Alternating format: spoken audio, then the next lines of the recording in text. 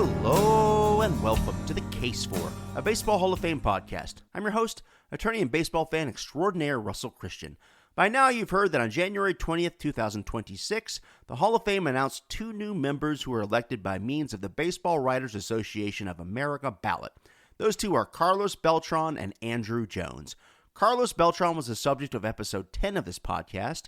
He has a career WAR of 70.1 and is one of only four players with 2,500 or more hits, 400 or more home runs, 300 or more stolen bases, and 1,000 or more walks. The other three are Alex Rodriguez, Barry Bonds, and Willie Mays. It's a pretty elite company.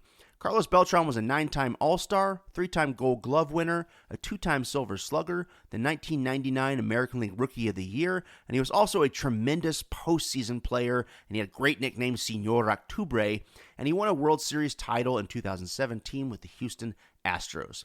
Andruw Jones, of course, was subject of episode 8 of this podcast, and he's one of only four players to have won 10 Gold Gloves and have 400 or more career home runs.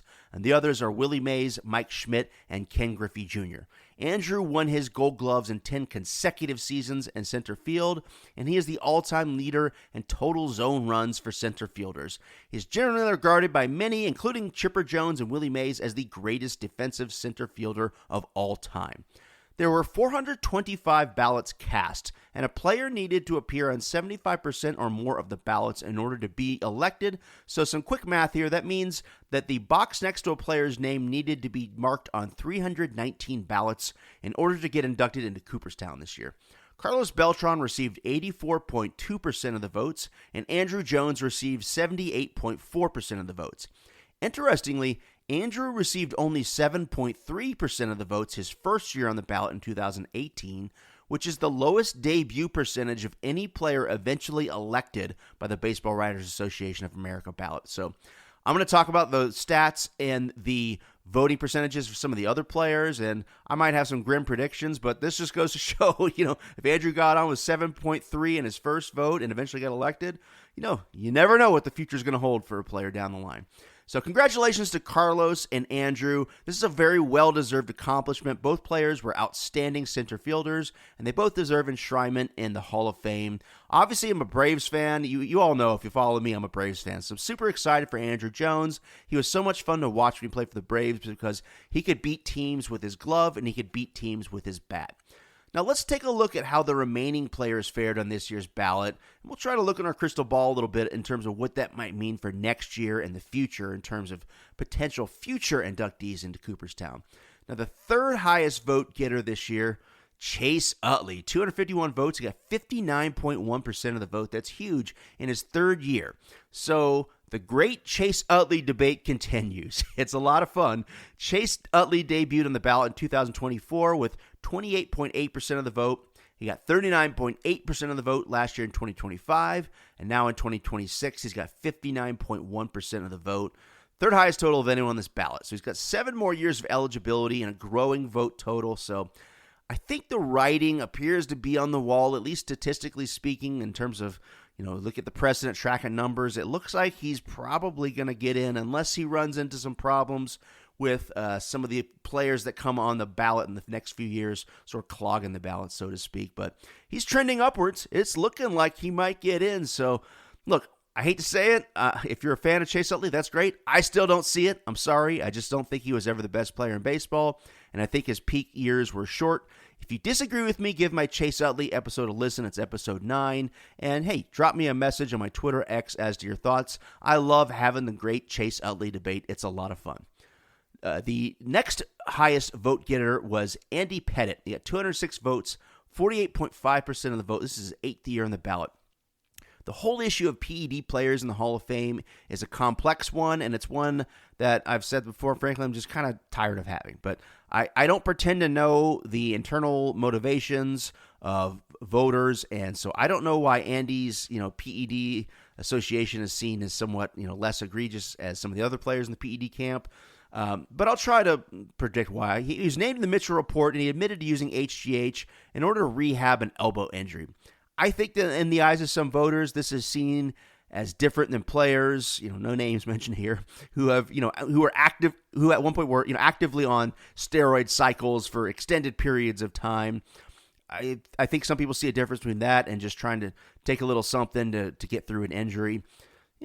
Maybe it's different, maybe it's not. I don't know. It's just, again, it's frustrating and confusing kind of how arbitrary the whole process is of PED players in the Hall of Fame, but that's my explanation. Also, Andy Pettitte, is a 5-time champ of the Yankees, and let's face it, a lot of Hall of Fame voters are from the Northeast United States. The Yankees have a big footprint up there, so Andy Pettitte got a lot of votes, but with 2 more years on the ballot, I just don't know if he's going to get in, although he's got a lot of sentimental votes, probably from Yankees fans. And again, people who might see a difference between someone taking HGH to rehab an injury and someone that's just shooting roids year in and year out to bash home runs, So next up is Felix Hernandez. Felix got 196 votes, so he had 46.1% of the vote in his second year on the ballot. He climbed after debuting last year with 20.6%. It's a huge jump, and just like Chase Utley, the statistical writing appears to be on the wall that King Felix will probably be getting in someday and someday soon by means of the Baseball Writers Ballot. I broke down the Hall of Fame case for King Felix on episode 15. And look, originally I was on the fence, but I've come around on his Hall of Fame case. Briefly, part of the reason is, I grew up in an era where the pitchers that were getting into the Hall of Fame were pitchers that were hitting milestones like 300 wins and 3,000 strikeouts, which, frankly, modern pitchers are just rarely going to be hitting the way the game is played now. Pitchers throw less innings, which means less strikeouts, and wins aren't valued as much as some of the advanced statistics. So perhaps it's a bit unfair to analyze modern pitchers by the standards of previous generations, and with that caveat, if I analyze Felix Hernandez in that regard, I think that his Hall of Fame case becomes clearer to me. And also, too, I love to say, I was just saying about Chase Utley. Was the best player in the league? Did they have a dominant peak? Felix Hernandez had an extremely dominant peak, very good career. You could make the argument that he was one of the best, if not the best pitchers in baseball, or at least in the American League during that time, during his peak. He had an outstanding peak, so I think Felix is going to get in, and I've come around on King Felix. A-Rod received 170 votes, 40%, in his 5th year on the ballot. A-Rod's Hall of Fame case continues to hang in limbo, and we'll discuss Manny Ramirez here in a second. If Manny's a precedent, I think A-Rod's going to hover around this midpoint, probably for the full 10 years on the Baseball Writers Ballot, and then we'll be on an era committee ballot in the future where maybe in the future we'll have an answer to what to do with some of the PED players, although this year Bonds and Clemens didn't get in, so it doesn't look like any of these players are going to be getting in anytime soon on the era committee ballots. So we'll see. I've seen A-Rod make comments to the fact that he's aware that he lost his shot at the Hall of Fame due to PEDs. He's made peace with that. And look, I want to say for the record that in his post-playing career, I'm a big A-Rod fan. I enjoy listening to him as an announcer, and I like to listen to him as a baseball analyst. I like his social media content. He puts a lot of baseball tips on how to bunt and hit and throw and stuff like that. It's really interesting. He puts a lot of anecdotes from his playing days. I really enjoy A-Rod in his post-playing career. I still take a hardline stance on PEDs. To me, it's just a personal thing. It's nothing personal.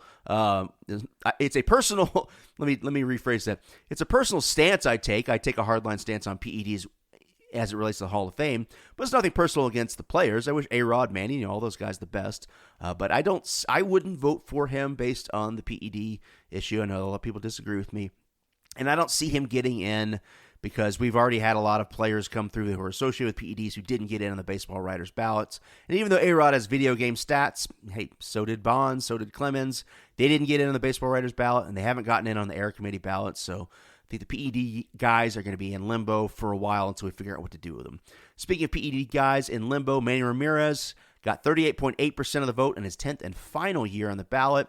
So he is not going to be getting in through the Baseball Writers ballot, and he will probably be appearing on an Era Committee ballot at some point in the future. And again, his stats are otherworldly. His fame factor is off the charts, but I got to say, he's one of the most egregious PED players. He was suspended for 50 games in 2009 for using HCG. It's a women's fertility drug taken as part of a steroid cycle. He had another 100-game suspension in 2011 for violating MLB's drug policy. He actually ended up retiring instead of serving that suspension. So he's one of the most egregious PED offenders. So if PEDs are a non-starter for you, Manny is not getting your vote.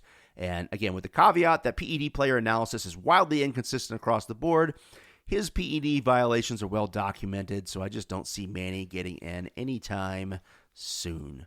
Next up was Bobby Abreu. Man, poor Bobby. 30.8% of the vote in his 7th year on the ballot. I made his Hall of Fame case on episode 11. He's one of just 7 players with 900 or more extra base hits and 400 or more stolen bases.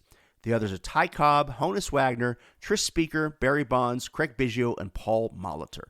Now, I don't think he was ever the best player in baseball, and I got into a discussion of Abreu's fame factor with Dan Byrne on episode 37. We talked about Abreu a bit. And with all due respect, I don't think Abreu was ever seen as one of the game's biggest stars during his peak years. Nevertheless, he was a very good player for a long period of time, was very consistently, kind of quietly under the radar good. So with just 3 years left on the ballot and a vote total well south of 50%, I don't see him making up that difference in the next few years. And I think Bobby Abreu is going to be this generation's one of this generation's players that joins that long list of players like Dale Murphy, Dwight Evans, Lou Whitaker, Tommy John, that people are going to be discussing in terms of their Hall of Fame case for a long time, for decades to come. So I think he's going to appear on an era committee ballot someday. He does have very impressive career stats, and he's got respectable vote totals during his duration on the ballot so far, but I don't think he's going to be making it in the next few years on a baseball writer's ballot. Neither do I think Jimmy Rollins will be getting in. In his 5th year on the ballot, he had 25.4% of the vote. Jimmy Rollins had a great career. I'm not alone. There's a lot of people that wonder, hey, why is Jimmy Rollins not getting the vote totals and Chase Utley did? I'm scratching my head. Jimmy Rollins had 2,455 hits, 1,421 runs, 470 stolen bases, career 47.6 WAR. He was a 2007 National League MVP, and he was a 4-time Gold Glove winner, 3-time All-Star. He won the 2008 World Series with the Phillies, but with 5 more years, and the way the numbers are, I don't see him trending, but hey, a lot of things can happen during a player's 9th and 10th year on the ballots. We'll see. And of course, if Chase Utley does get in, which if Chase Utley gets in, it looks like next year might be his year. Well, not to circle back with Chase, but the great Chase Utley debate continues. If Chase Utley gets in, I think it's going to bode well for Jimmy Rollins. Sort of like how Trammell got in and he was, stumping for Whitaker. Now, hasn't gotten Lou Whitaker in yet, but it certainly has raised awareness for Lou Whitaker's Hall of Fame case. So we'll see what happens. I've said it before. I'll say it again. I'll say it 1,000 times. To me, I would vote for Rollins before I voted for Utley. But for whatever reason, Utley is trending. And, well, I think I know the reason. And it's not, I say it like that, like it's nefarious. Chase Utley has a lot of support from a lot of people who are into the advanced statistics. And a lot of the advanced statistics favor Chase Utley. And we can talk about that. I might end up doing a second episode on Chase Utley because some of those advanced statistics like WAR are skewed to prop up second baseman, I think. So anyway, I didn't mean to get into Chase Utley, but if Chase Utley does get in, it will bode well for Jimmy Rollins. So who knows what will happen in the next 5 years. Speaking of Phillies, Cole Hamels. Cole Hamels was on the ballot for the first time this year. I said before that I thought Cole Hamels had the best Hall of Fame case of all the players that were on the ballot for the first time this year. I'm not alone. I think that was the general consensus amongst baseball fans. Cole Hamels had the best Hall of Fame case of all the guys that were on the ballot this year for the first time. And I said before that I thought that Hamels was certainly the only guy who was going to get more than 5%, except for maybe Edwin Encarnacion. I thought everyone else, the Hamels was the only guy that wasn't going to be a one and done, except for maybe Encarnacion. But as it turns out, Cole Hamels, we'll get into the other guys, is the only player to avoid the one-and-done status. And he may be the only player from this class that does eventually make the Hall of Fame. He got 23.8% of the vote in his first year on the ballot. Now, again, if we sort of look at his career through the traditional stats of pitchers from bygone eras that hit 300 wins, 3,000 strikeouts, a lot of complete games, etc., he's not going to hold up. But by today's standards, and if we compare him to like King Felix, and we'll get into John Lester in a little bit, and some of the pitchers of this era, guy had 15 years of a career 59 BWAR, 163 wins, a career 3.43 ERA, 2,560 strikeouts, and he was a 4-time All-Star, and he got Cy Young votes in 4 seasons, all top 10 finishes. Again, his stats are very similar to King Felix. And if King Felix gets in, it's going to bode well for Hamels. Now, unlike King Felix, who never appeared in the postseason, Hamels has an exclamation mark on his career and his Hall of Fame case due to his legendary 2008 postseason in which he won the NLCS and World Series MVP for the Phillies. All right, let's briefly look at some of the other players who got more than 5% of the vote and have stayed on the ballot. I won't necessarily get into their stats. I've done that on prior episodes. We'll just look at the names and the percentages here. Dustin Pedroia got 20.7% of the vote in his second year. And again, he's second baseman. I think, again, I almost vote for Dustin before I voted for Chase Utley too. He's Rookie of the Year and an MVP. So if Chase Utley gets in, that might bode well for Dustin Pedroia because they're going to look at Chase Utley as a second baseman, Dustin Pedroia as a second baseman. But ultimately, I think Dustin Pedroia, again, without getting into the stats, he had a really good peak, but injuries cut his career a little bit short. I just didn't think he played long enough to really have a Hall of Fame career, but he was certainly very good while he played. Mark Burley, in his sixth year on the ballot, got 20% of the vote. He might be trending upward. I said it on my ballot breakdown episode. He pitched in the World Series for the White Sox when now Pope Leo was in the crowd and attendance. Of course, Pope Leo, now the world's most famous baseball fan, certainly the world's most famous White Sox fan. Previously, President Barack Obama was a White Sox fan. It's like, and now the president's probably the most well-known person in the world, and now you can say the Pope's also one of the most well-known people in the world. So pretty fascinating. I don't know if that persuaded the voters. It's just kind of fun to talk about. Maybe he gets that papal bump in the voting.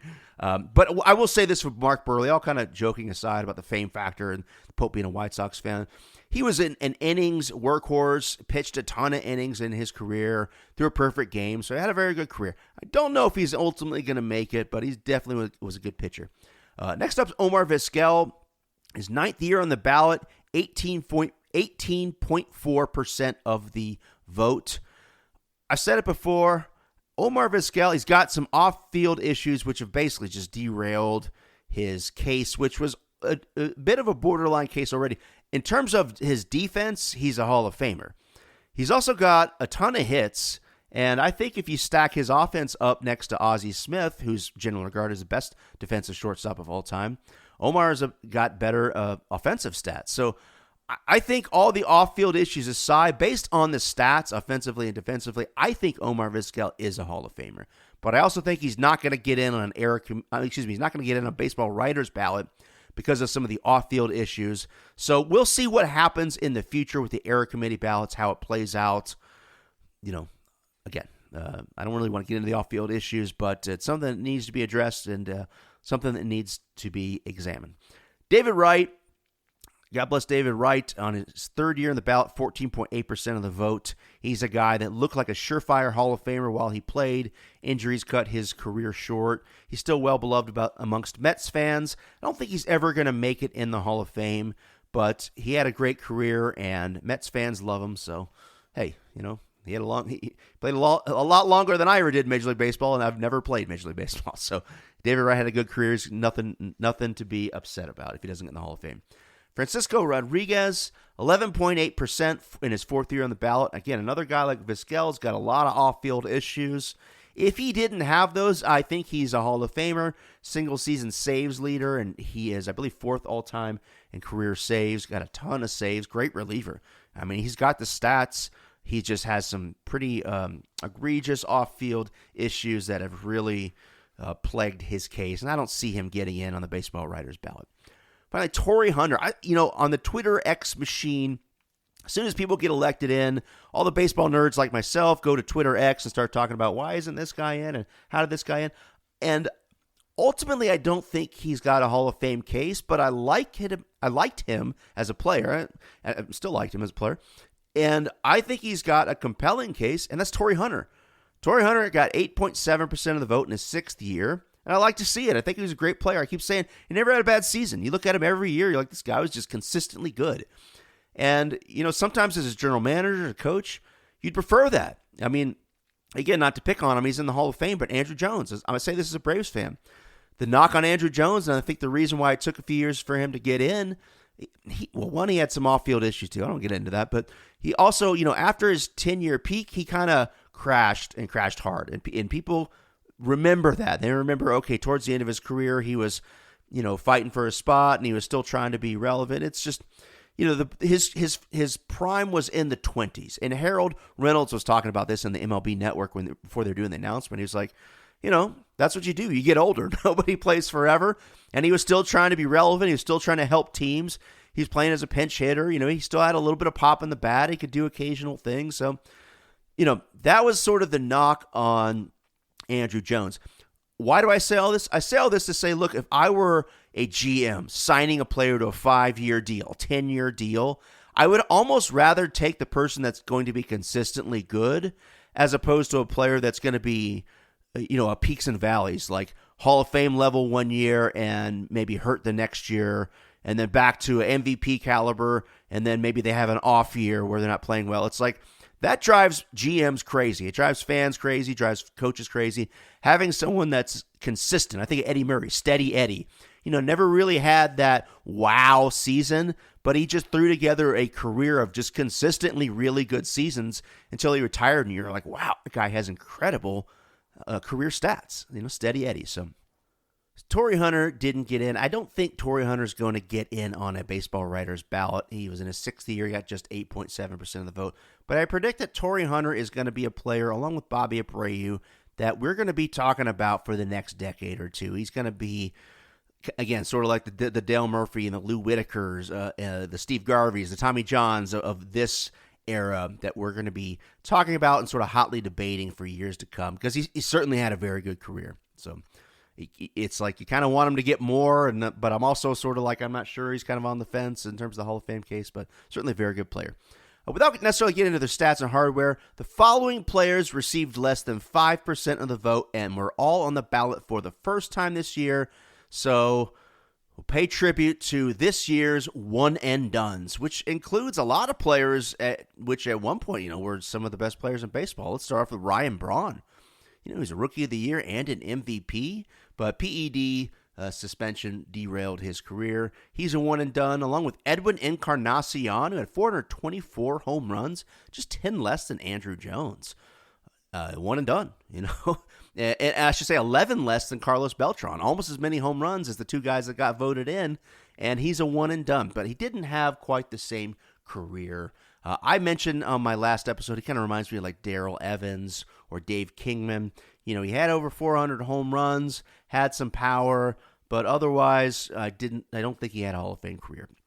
The other guys that were one and dones, Shin-Soo Choo, Matt Kemp, again, sort of like Ryan Braun at one point, was looking like he was going to be, at one point he was the best player in baseball, and he was en route in 2012 to be the best player in baseball again. Injuries derailed him, and he had one Hall of Fame season. It could have had two, and otherwise he had some pretty good seasons. But Matt Kemp's a one and done, as is Hunter Pence, Rick Porcello, Alex Gordon, Nick Markakis, Gio Gonzalez, Howie Kendrick, and Daniel Murphy. Now, one vote for Nick Markakis. I got to say, I like Nick Markakis. Had he played a few more years, I think he would have gotten into the Hall of Fame. He has more doubles than Babe Ruth, and he's the all-time leader in fielding percentage amongst right fielders. So, you laugh at one vote for Nick Markakis, but he had a good career, very good career. And if he had played 2 or 3 more seasons, he would have had some counting stats. He would have been north of 2,500 or more hits. He would have been amongst the all-time leaders in doubles. He would have had a very compelling Hall of Fame case, but from my understanding, he retired to spend more time with his family, so I can't fault him for that. Good for you, Nick. You had a great career. I do want to talk, I didn't get into these guys' stats, but because Gio Gonzalez, Howie Kendrick, and Daniel Murphy all received 0 votes, I feel bad. They had good careers, so I just want to honor them real quick. Gio Gonzalez was a 2-time All-Star.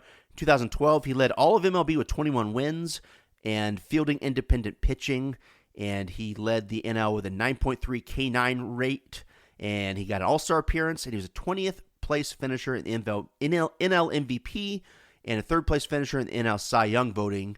And Gio also finished 6th in the 2017 NL Cy Young race with a 15-9 record, 2.96 ERA, 188 strikeouts, and a 6.5 BWAR.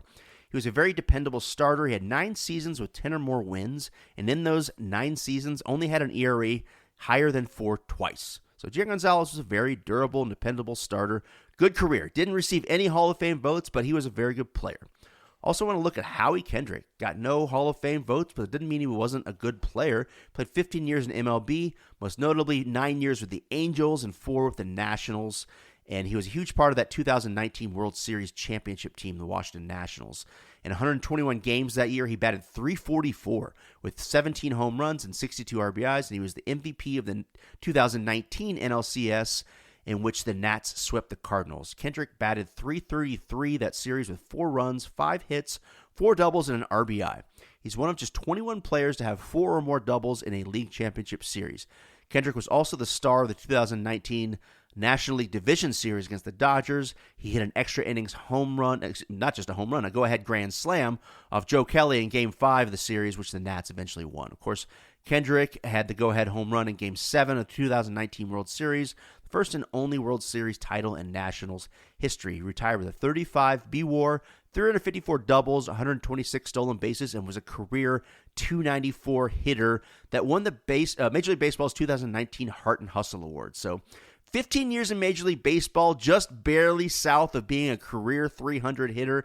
That is nothing to shake a stick at. I have said before, if you play 15 or more years and retire with a .300 or higher batting average, I am not necessarily voting for you in the Hall of Fame automatically, but I'm looking at your case. I mean, batting .300 one season is difficult. I know batting average is outdated, but it's still a thing. To hit .300 in one season is difficult. To hit .300 for a career is very impressive. So even though he didn't get any votes, Howie Kendrick is a great player, was a great player, and I wish you all the best, Howie.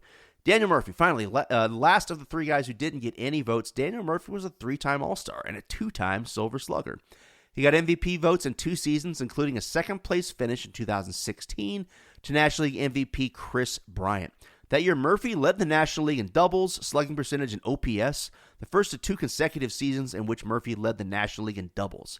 He hit 30 or more doubles in 8 seasons, including 2 seasons with 40 or more doubles. That's very impressive. He was an excellent postseason player, amassing a career .309 batting average in 6 series with 30 hits, 8 home runs, and 19 RBI in 25 games. Most notably, he was the 2015 NLCS MVP for the New York Mets as they swept the Chicago Cubs en route to losing to Kansas City in the 2015 World Series.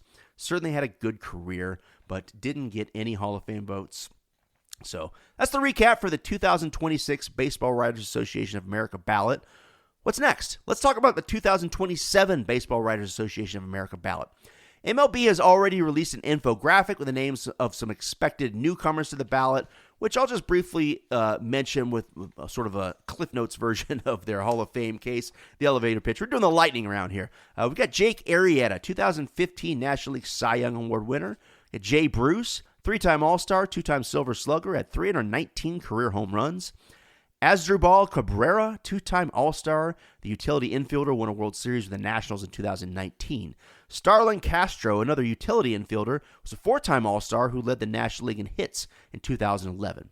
Wade Davis was a 3-time All-Star who won a World Series with the Royals in 2015 and retired with a career .3.94 ERA.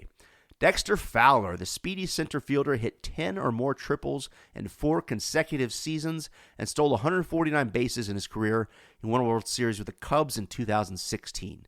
Todd Frazier was a 2-time All-Star and, of course, the home run derby champ. He hit 218 home runs in his career.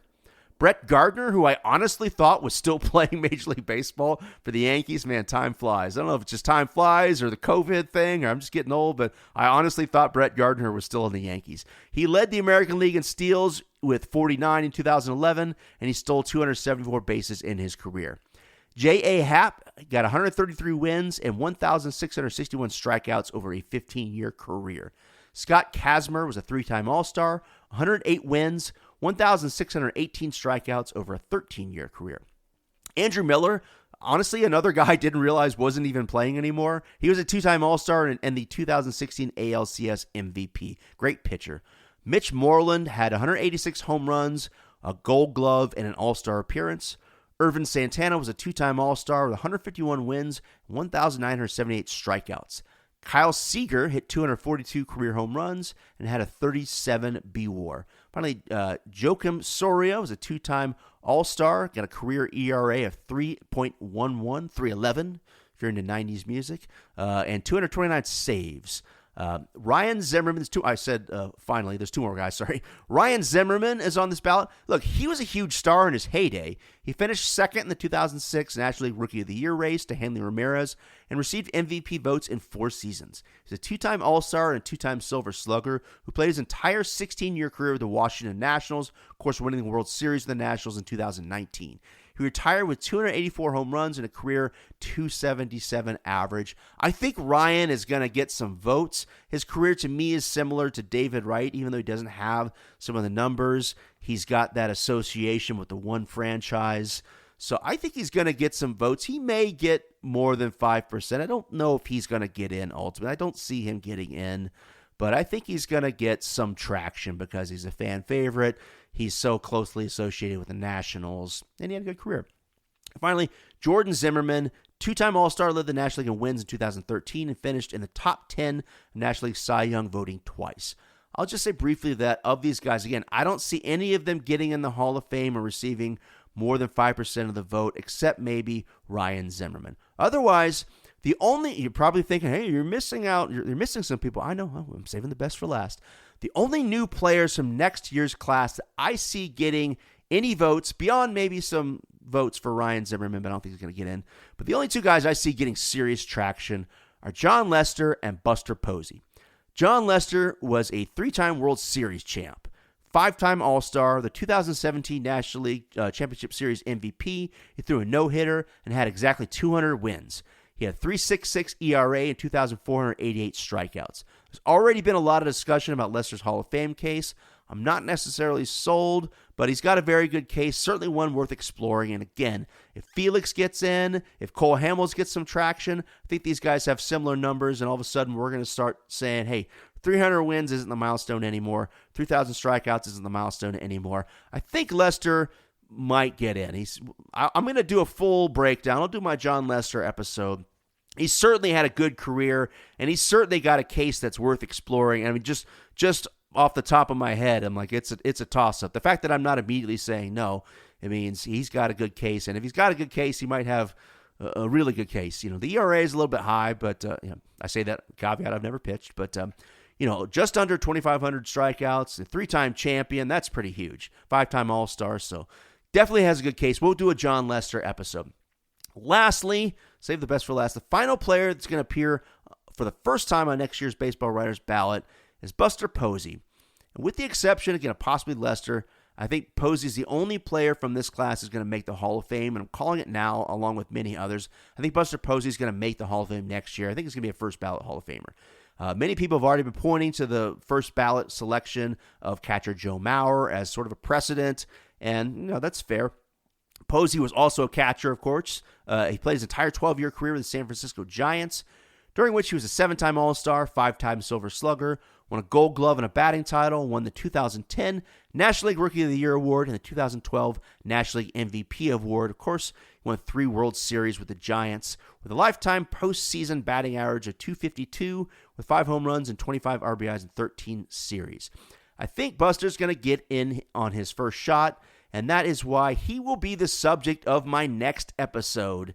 Let me say this. Let me preface that. He will be one of the subjects of my next episode.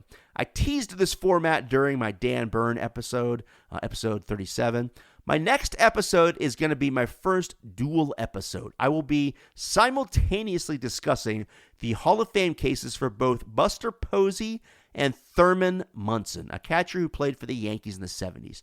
I realize the if player A gets in the Hall of Fame, then player B must also get in argument is a slippery slope, but in the case of Posey and Munson, it is uncanny how similar their careers were down to the stats, the hardware, the All-Star selections, the World Series titles. They both had amazingly, eerily similar careers, so much so that I think it's almost impossible to examine Buster Posey's Hall of Fame case without at least thinking about Thurman Munson. And I'm going to do more than just think about Thurman Munson, I'm going to be examining both players' careers, stats, hardware, titles, fame factor, etc., side by side to make the case for both players. It's going to be an exciting and fun episode. You don't want to miss it. Until then, just remember, spring training is just around the corner. The A's are going to be playing in Vegas. I'm excited. If you've got your tickets, great. If you don't have tickets for spring training, you better get on it. There's bad weather headed to the East Coast this week, so stay safe and close your eyes and dream of spring training to come. And remember, hey, when life gets you down, stop what you're doing and watch a baseball game.